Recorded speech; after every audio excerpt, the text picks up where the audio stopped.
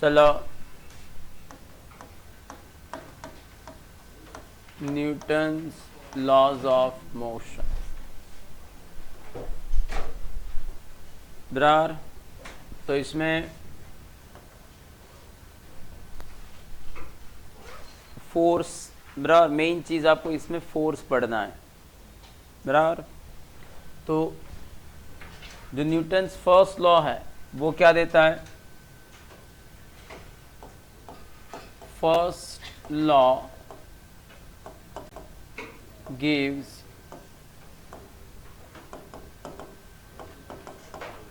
Definition of force. बराबर, first law gives definition of force. ठीक है, first law gives definition of force. तो force क्यों चाहिए?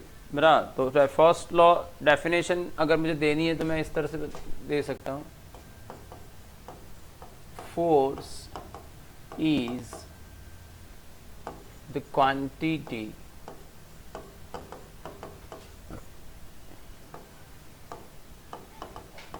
which changes or try to change the state of motion of the body। ठीक है, force is the quantity which changes or try to change the state of motion of the body। समझ में आया? या तो ये मोशन की ultimately force क्या है, फोर्स की रिक्वायरमेंट क्या है? तो न्यूटन्स फर्स्ट लॉ क्या है कि if there is no resultant external force on the body, तो क्या होगा? The body which is at rest remains in rest, and body which moves with constant velocity will move with constant velocity. तो ये rest में होना या constant velocity से motion में होना, ये स्टेट ऑफ मोशन है। And if you want to change this state of motion, okay, if you want to change this state of motion, force is required. So force is the quantity which changes or try to change, which changes or try to change the state of motion। ठीक है, ये जरूरी नहीं कि आपने force लगाया तो state of motion change होगा ही। बराबर, सो मैंने वर्ड यूज किया आइदर इट चेंजेस और इट ट्राई टू चेंज। बराबर, समझ में आया? Then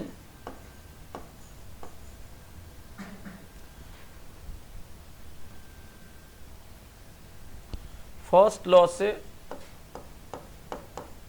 first law gives idea of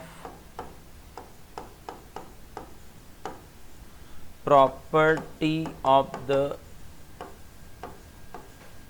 body which opposes the change in motion, change in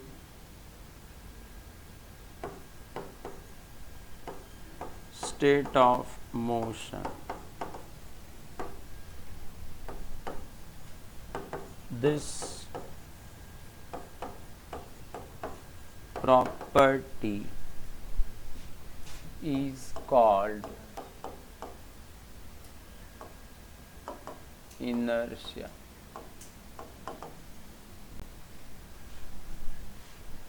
बराबर, तो फोर्स क्यों चाहिए? बराबर, क्योंकि body opposes the change in state of motion, that is why force is required. और जितनी प्रॉपर्टी ऑफ इनर्शिया ज़्यादा होगी उतना आपको ज़्यादा फोर्स लगाना पड़ेगा। बराबर, स्टेट ऑफ मोशन को चेंज करने के लिए, उतना आपको ज़्यादा फोर्स लगाना पड़ेगा स्टेट ऑफ मिरर मोशन को चेंज करने के लिए। तो ये जो हमने बात की, it is about first law. Second law की बात करें मेरा, तो second law gives idea about कि जब भी फोर्स लगाओगे मेरा, रिजल्टेंट फोर्स की बात है यहाँ पर, तो उससे स्टेट ऑफ मोशन चेंज होगा, तो मोमेंटम चेंज होगा। तो फोर्स जो है वो मोमेंटम चेंज के साथ रिलेटेड है बरा। तो न्यूटन ने कई एक्सपेरिमेंट करके ये उसने फाइंड किया कि फोर्स जो है, force it is directly proportional to rate of change of momentum. फिर इस प्रोपोर्शनलिटी कांस्टेंट को 1 ले लिया गया और इस तरह से F is equal to d by d t. ये न्यूटन सेकेंड लॉ है बराबर। Rate of change of momentum is equal to resultant external force and this change in momentum is in the direction of resultant force। समझ में आया? Now आपको पता है P क्या होता है, mv। तो F is d by dt mv। तो F m बाहर dv by dt बराबर। But dv by dt is acceleration a। पर यहाँ पर आपने ये एज्यूम किया है कि m remains constant, m remains constant, इसे आपने एज्यूम किया। समझ में आया? तो आपको F क्या मिला, मास बराबर। पर ये रिजल्टेंट फोर्स है, ठीक है। जब भी किसी बॉडी पर एक से ज़्यादा फोर्स लगे तो रिजल्ट बराबर उन सब के रिजल्ट, उन सब का जो रिजल्टेंट फोर्स होता है वो होता है एम ए। अगर आपको याद हो, हमने जो न्यूमेरिकल सॉल्व किए हैं तो उसमें हम इसी तरह से एक्सेलरेशन को यही लेते थे। अगर आपको एक्सेलरेशन फाइंड करना है तो पहले आपको जितने फोर्सेस है उनका रिजल्टेंट फोर्स फाइंड करो, उसके इक्विवेलेंट आपको क्या लेना है, एम ए।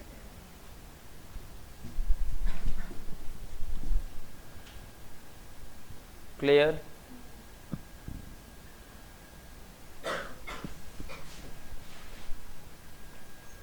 तो इससे आपको फोर्स का यूनिट क्या मिला, मास का यूनिट केजी और एक्सेलरेशन का यूनिट मीटर पर second square which is called Newton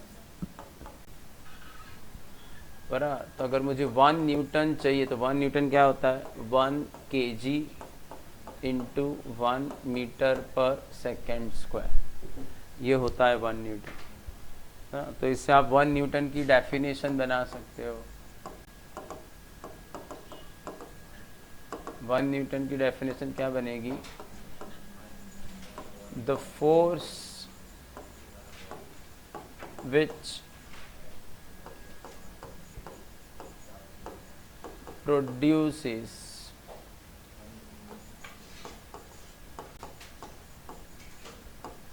acceleration of 1 meter per second square in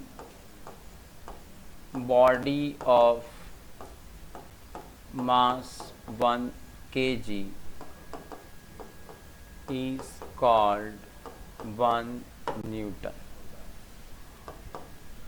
The force which produces acceleration of 1 meter per second square in body of mass 1 kg is called 1 Newton। Similarly, CGS unit ले, तो 1 gram centimetre पर second square which is called 1 dine.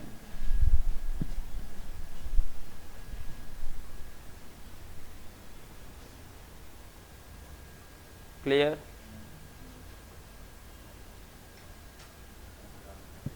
अब suppose एक simple सा question इससे बना जिसमें आपको मास दिया है 0.1 gram, the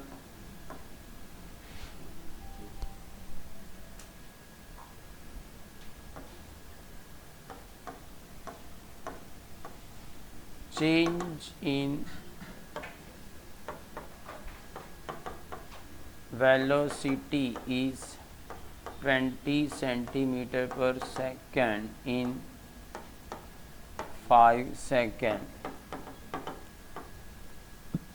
Find the force on body in Newton. चलो फटाफट इसे मुझे करके दिखाओ। एकदम सिंपल क्वेश्चन है, जो मैंने पढ़ाया उसी पर मैंने बनाया।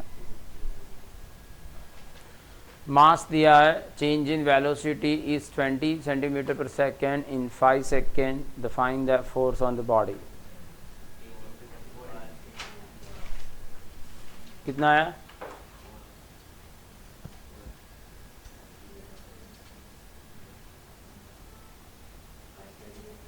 यूनिट भी बताओ।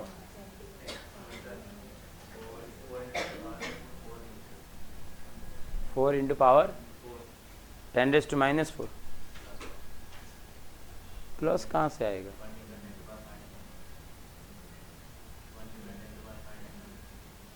-5। अरे 5 डाइन पण तारे तो न्यूटन में कन्वर्ट करो ना, तने मरसे डाइन में, એટલે पावर नेगेटिव आए। यूं भी जो है ना उन्हीं को पहले से ही एम केस में ले लो। तो मास मैंने आपको क्या दिया? 0.1 ग्राम। अब 0.1 यानी 10⁻⁻1 और ग्राम को केजी में कन्वर्ट करोगे तो 10⁻⁻3, तो 10⁻⁻4 केजी। फिर चेंज इन वेलोसिटी दी है 20 सेंटीमीटर पर सेकेंड यानी 0.2 मीटर पर सेकेंड। टाइम इंटरवल दिया है 5 सेकेंड। बराबर। तो फोर्स क्या होता है? मास इंटू एक्सेलरेशन, और एक्सेलरेशन क्या होता है? Delta we by delta T ले सकते हैं ना। तो मास दिया आपको 10⁻⁻⁴। डेल्टा वी क्या है? 0.2 डिवाइडेड बाय 5। इसे 2 से मल्टीप्लाई कर दो तो 0.4 इंटू 10⁻⁻5 रहा ना। ये 0.4 होगा और ये 10 को ऊपर ले गया यानी 4 इंटू 10⁻⁻6 न्यूटन।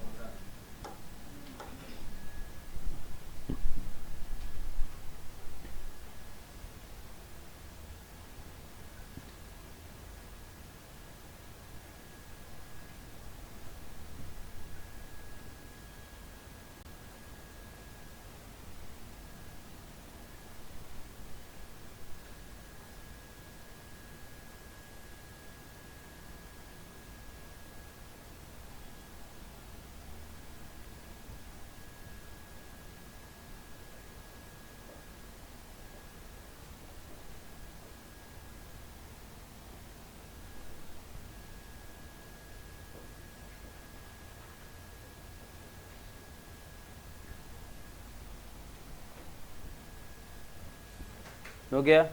आया समझ में?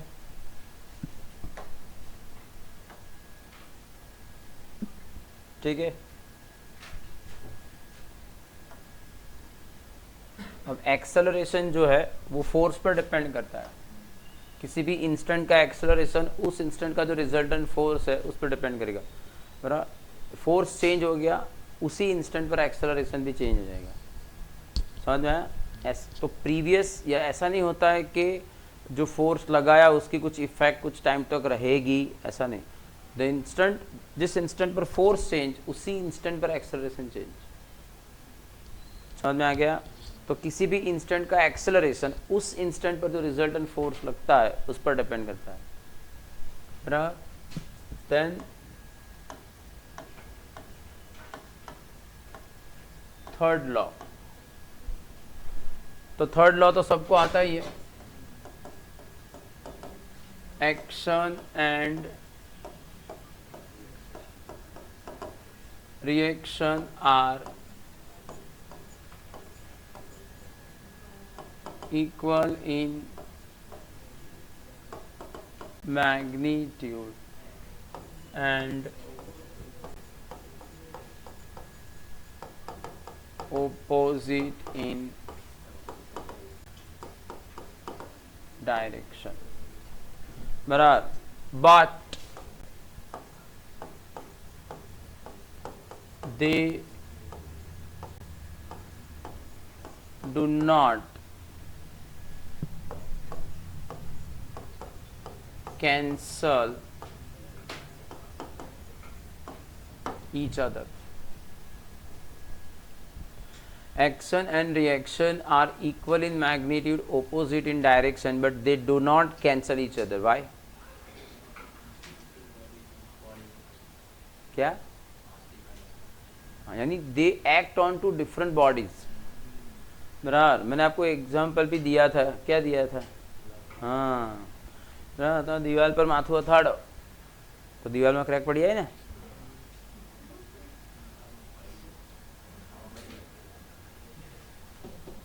हाँ तो टूटी जाए। जिप्सम से जिप्सम, चलो समझ में आया। बिकॉज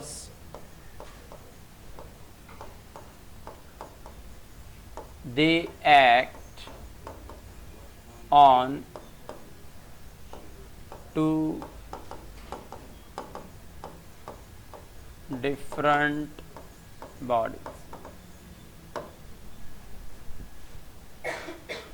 बराबर। फिर हमने कुछ पॉइंट्स भी नोट किए थे कि action and reaction act simultaneously. ऐसा नहीं होता है कि पहले एक्शन आता है और फिर रिएक्शन आता है। Action and reaction are simultaneous. समझ में आया? आपने किसी को झापट मारा, फिर उसने आपको झापट मारा, ये एक्शन रिएक्शन नहीं है, बराबर। फिजिक्स के लैंग्वेज में, बराबर। आप उसे झापट मारोगे तो आपको भी हाथ में लगेगा, ये रिएक्शन है। यानी आप किसी भी एक फोर्स को एक्शन और दूसरे फोर्स को रिएक्शन ले सकते हो। समझ में आया? अब ये एक्शन रिएक्शन फोर्सेस अगर किसी सिस्टम के इंटरनल फोर्सेस है तो उसे स्टेट ऑफ मोशन चेंज नहीं होगा। समझ में आया? अब जैसे कोई भी चीज़ यहाँ पर ले लो, ये पेन में यहाँ पर रखकर चला जाऊँ तो हमें पता है कि देयर इज़ इंटरमॉलिक्यूलर फोर्सेस, तो इस पेन के हर मॉलिक्यूल दूसरे मॉलिक्यूल पर फोर्स लगाता है, पर उससे पेन मोशन में नहीं आएगी क्योंकि ये इंटरनल फोर्सेस है। बराबर। स्टेट ऑफ मोशन चेंज करने के लिए एक्सटर्नल फोर्स ही चाहिए, बराबर। If action and reaction forces are internal forces of the system. If action and reaction forces are internal forces of the system, then they do not change the state of motion. ठीक है? If action and reaction forces are internal forces of the system, then they do not change the state of motion. उस state of motion change नहीं होगा। आया समझ में?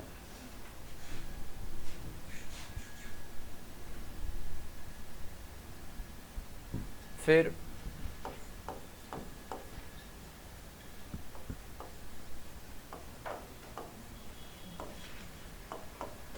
conservation of linear momentum। मेरा तो अगर मैं न्यूटन सेकंड लॉ से स्टार्ट करूँ, F is equal to d p by d T.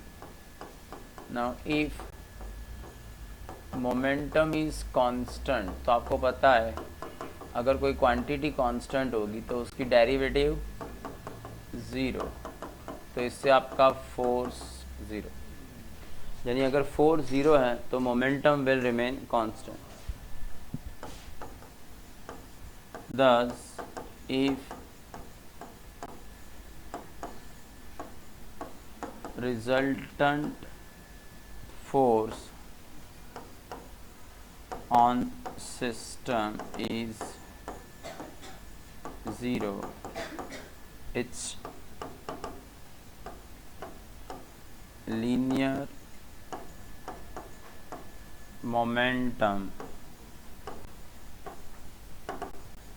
remains constant. If resultant force on system is zero, its linear momentum remains constant. समझ में आया? If resultant force on system is zero, its linear momentum remains constant. तो उसका linear momentum constant रहेगा, बराबर। तो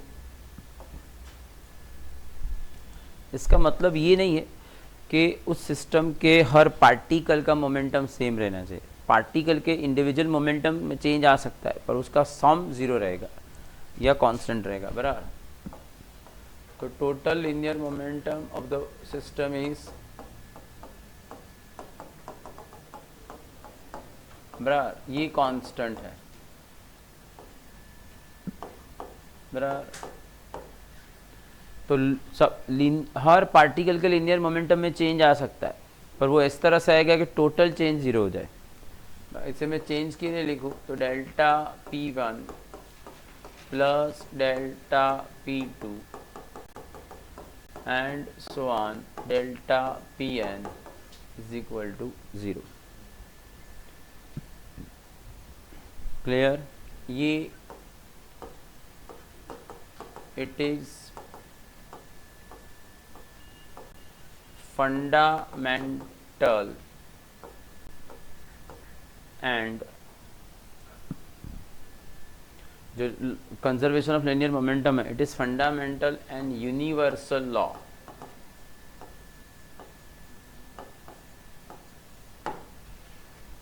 तो ऐसा हो ही नहीं सकता, आप ऐसा कोई भी एग्जाम्पल नहीं दे सकते कि जिसमें ये लॉ ऑबे ना हो।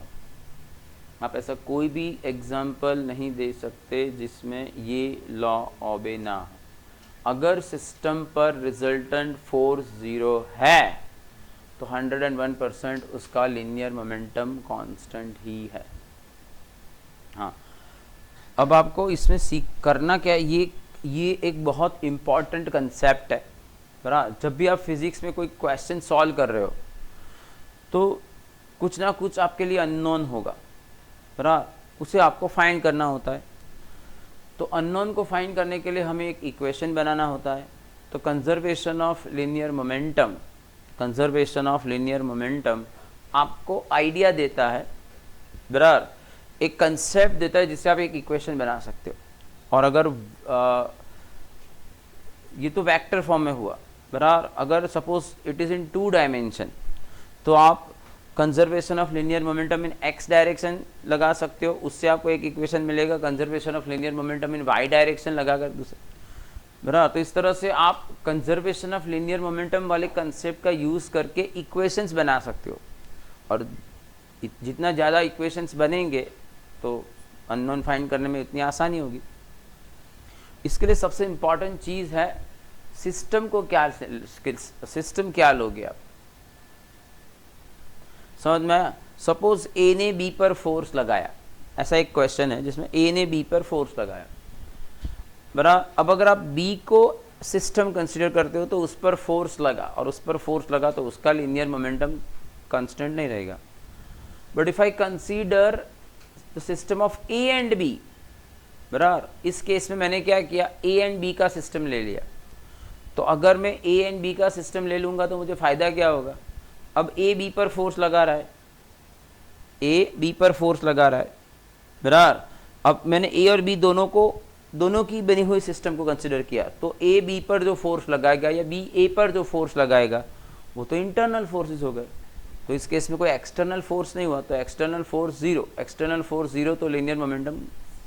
तो मैं ये बताना चाहता हूँ कि कंजर्वेशन ऑफ लीनियर मोमेंटम वाला कंसेप्ट अप्लाई करके, कंजर्वेशन ऑफ लीनियर मोमेंटम वाला कंसेप्ट अप्लाई करके, बराबर, आपको एक इक्वेशन बना सकते हो, पर उसमें आपको सोचना है, ये होता है कि कौन सा सिस्टम लिया जाए, समझ में, कौन सा सिस्टम लिया जाए, तो आप इसे आसानी से कर सकते हो, बराबर। इसका मैं एक एग्जांपल देता हूं।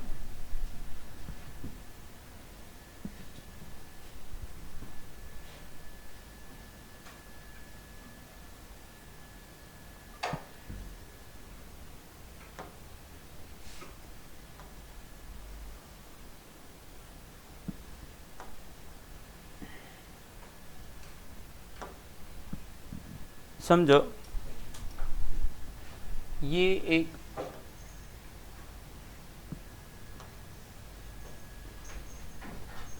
ये बैंक है, ये राफ्ट है, राफ्ट समझ में आता है ना,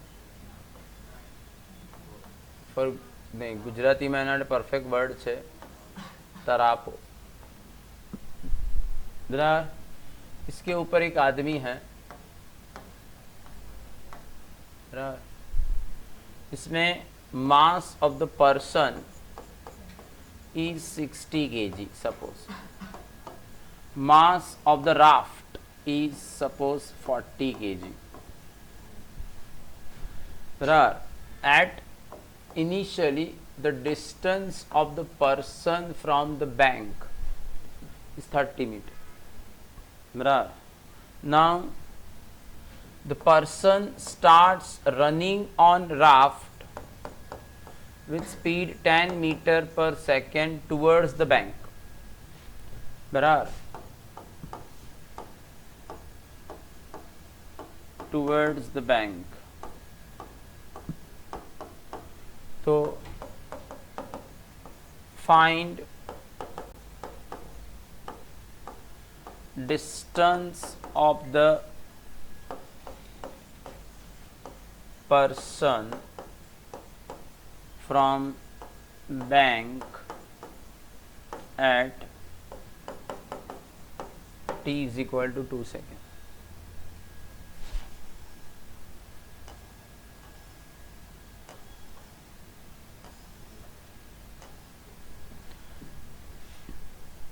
मेरा find the distance of the person from bank at t is equal to 2 seconds।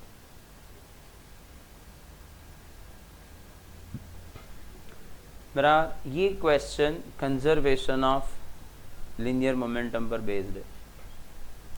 अब इसमें होगा क्या, समझो, अगर पर्सन जो है वो इस तरफ दौड़ेगा तो वो अपने पैरों से फोर्स लगाएगा राफ्ट पर अपोजिट डायरेक्शन में, तो जो राफ्ट है वो इस डायरेक्शन में जाएगा, समझ में आया, जो राफ्ट है वो इस डायरेक्शन में जाएगा।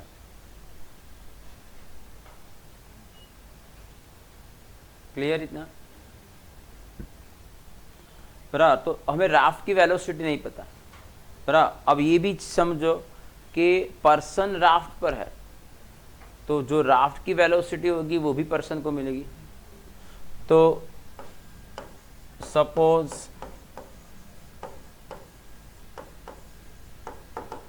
velocity of the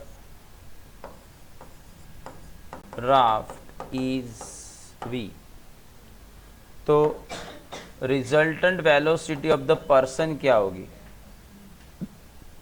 तो वेलोसिटी बराबर दोनों की वेलोसिटी उसे मिलेगी बराबर, तो जो वो खुद जो दौड़ रहा है वो वेलोसिटी और राफ्ट की वेलोसिटी, पर ये दोनों वेलोसिटी ऑपोजिट डायरेक्शन में है। मैं પોણા 9 ચાલુ કર્યું, ક્લાસ જ નહોતો આ લોકોને ત્યાંથી ત્યાં 5-10 મિનિટ આપણે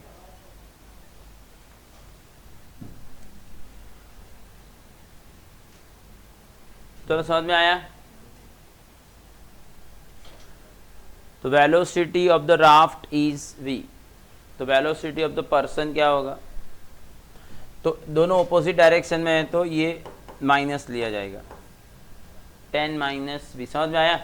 वो 10 से इस तरफ जा रहा है पर राफ्ट उसे पीछे की ओर खींच रहा है बराबर, तो ये दोनों एक्चुअली होगा, एक्चुअली तो वेक्टर सम ही करते हैं पर ये वेक्टर सम में ये पॉजिटिव डायरेक्शन कंसीडर करो, नेगेटिव, तो 10 प्लस माइनस v यानी 10 माइनस v बराबर, तो ये पर्सन की रिजल्टेंट वेलोसिटी है बराबर। अब यहाँ पर पर्सन राफ्ट पर दौड़ रहा है तो पर्सन राफ्ट पर और राफ्ट पर्सन पर फोर्स लगा रहा है, पर अगर मैं system of person and raft consider करूँ तो कोई और बोट आकर इससे टकराती नहीं, यानी एक्सटर्नल फोर्स नहीं लगते।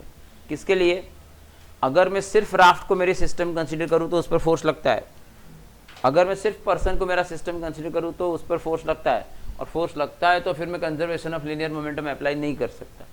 पर मैं system of raft and person consider करूँ तो तीसरा कोई बाहर से फोर्स नहीं लगा रहा है, तो उसमें मोमेंटम इज कंजर्व। समझ में आया? तो for system of raft and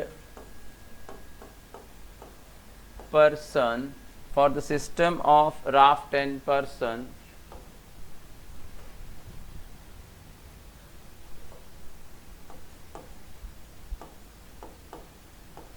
momentum is conserved। ठीक है, तो अब इनिशियली तो दोनों रेस्ट में था, जब भी मोमेंटम कंजर्व्ड है तो उसे आप अप्लाई कैसे करोगे? initial momentum is equal to final momentum, initial momentum is equal to final momentum। तो इनिशियल मोमेंटम दोनों रेस्ट में थे तो 0, फाइनल मोमेंटम यानी momentum of the person plus momentum of the raft. तो मोमेंटम ऑफ द पर्सन क्या होगा? Mass of the person and velocity of the person, that is, और ये mr_v, क्योंकि हमने राफ्ट की वेलोसिटी v ली है, तो इससे आपको v मिल जाएगा 0, 60, 10 माइनस v प्लस 40v बराबर, तो 600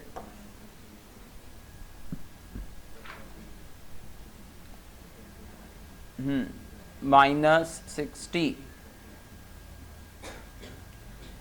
एक मिनट, पर ये भी हमें राफ्ट की मोमेंटम भी नेगेटिव लेना पड़ेगा ना, क्योंकि वो भी ऑपोजिट डायरेक्शन वेक्टर क्वांटिटी है ना, तो आपको यूँ लिखना पड़ेगा -v बराबर, तो -40v, तो ये -100v हो जाएगा, -60v -40v, इसे इस तरफ ले आओ तो v क्या मिला? 6 मीटर पर सेकेंड। तो ये आपको क्या मिला? मोमेंटम ऑफ, अरे वेलोसिटी ऑफ राफ्ट, तो इससे आपको मिल जाएगी वेलोसिटी ऑफ द पर्सन क्या होगा? 10 माइनस v यानी 4 मीटर पर सेकेंड। तो 1 सेकेंड में वो एक्चुअली टूवर्ड्स बैंक सिर्फ 4 मीटर जा रहा है, तो आपको 2 सेकेंड के लिए बताना है, तो distance travelled in t is equal to 2 second. तो 2 सेकेंड में उसने कितना डिस्टेंस ट्रैवल किया? तो स्पीड 4 इंटू टाइम 2 8 मीटर, तो वो 2 सेकंड में टूवर्ड्स बैंक 8 मीटर जा रहा है। पहले कितना डिस्टेंस था 30, 8 मीटर गया तो रहा कितना 22 बराबर। तो डिस्टेंस ऑफ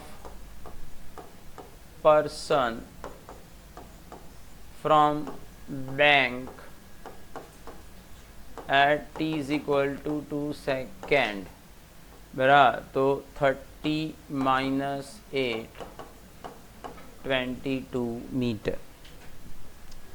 अगर मैंने इस पर्सन को इस तरफ दौड़ाया होता बराबर, तो फिर आपको 30 में ऐड करने पड़ते बराबर, तो पर्सन इस तरफ जाता तो उसका डिस्टेंस बढ़ता, तो 30 प्लस 8 होता। समझ में आया? तो ये कंजर्वेशन ऑफ लिनियर मोमेंटम का कंसेप्ट हुआ बराबर। यानी मैंने आपको क्या बोला, आपने थियरी पढ़ी वो एक अलग चीज है और उसे अप्लाई करना, उसकी एप्लीकेशन एक अलग चीज है बराबर। फिर एक और टाइप का क्वेश्चन कई बार पूछा जाता है अलग अलग फॉर्मेट में, पर अगर आपको ये समझ में आ गया तो उस टाइप के क्वेश्चंस को आप सॉल्व कर सकोगे।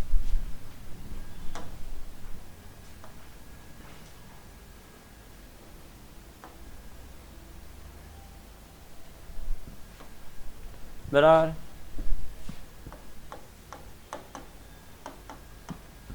A chemical bomb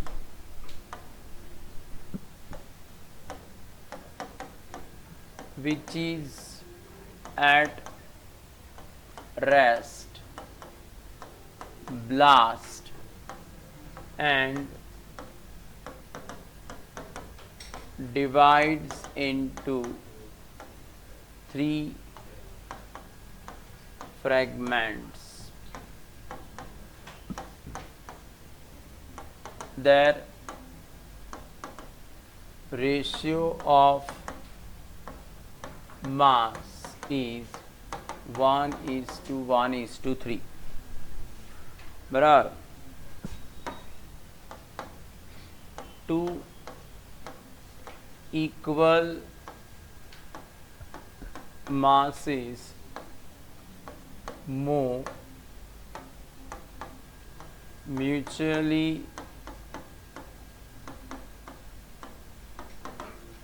perpendicular, 2 equal masses move mutually perpendicular बराबर।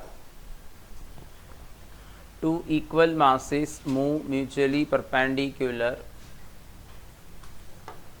with speed 10 meter per second. Find speed of third fragment। ये क्वेश्चन है बराबर। आप देखना नीट के पेपर लेकर तो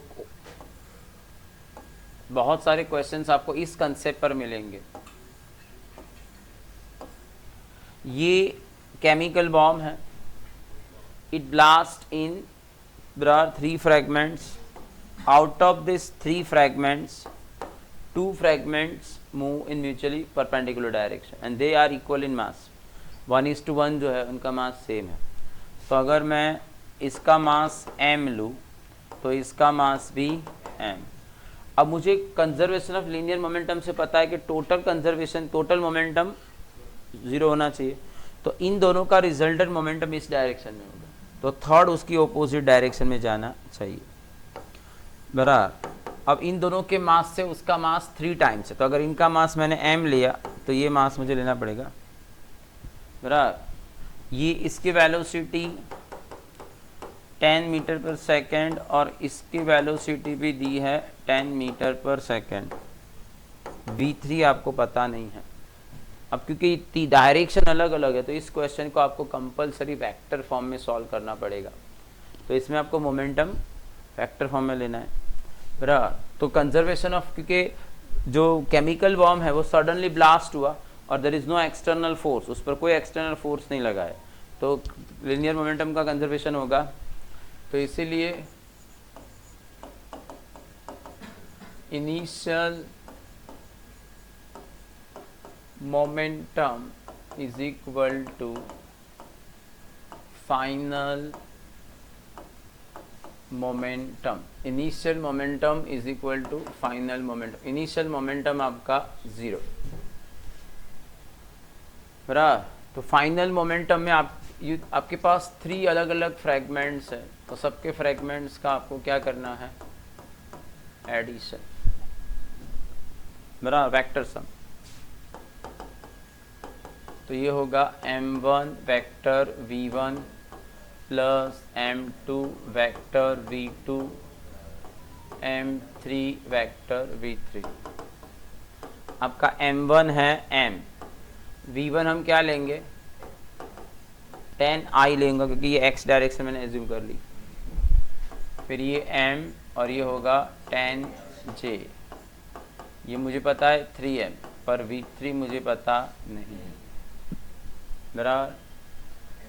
तो m कॉमन निकल कर कट हो जाएगा, तो 3v3 minus tan I minus tan j। तो इसका अगर मैग्नीट्यूड लूँ मैं,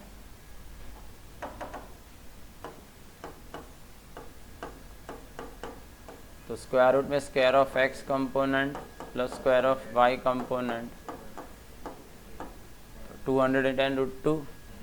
तो आपको v3 का मैग्नीट्यूड क्या मिला, 10/3√2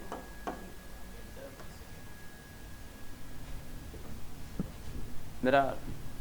तो ये मैंने आपको एक समझाया कि कंजर्वेशन ऑफ लीनियर मोमेंटम को आप अप्लाई कैसे करोगे, ठीक है।